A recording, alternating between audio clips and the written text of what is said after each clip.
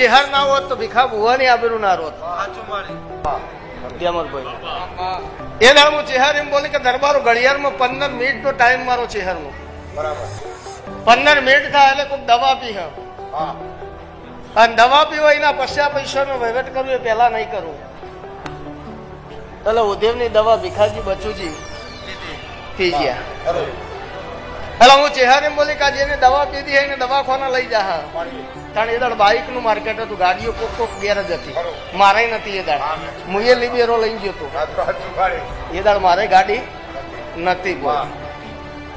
એ દાડ હું ચેહર એમ બોલે કે દવા જેને પીધી હ એને ડોક્ટર ઘેર મોકલ અને જે બાઇક લઈને 2 જણા જે એ બેને દાખલ કર અને ડોક્ટર એમ કે આને દવા નહીં ચડી પણ આ બેને દાખલ કરવા પડશે ને કે બે મરી જશે.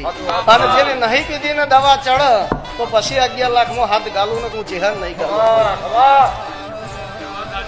એ દાડ બીજો ને દવા ચડી ભીખાજી બચુજી ઘેર આયા. એ દાડ અમે 11 લાખ રૂપિયામાં હાથ ગાલ્યો છે રામભાઈ. બોલો ભાઈ કના કેટલી પેરમણી જોવો કે ખમા બીજું કોઈ જોઉં છું.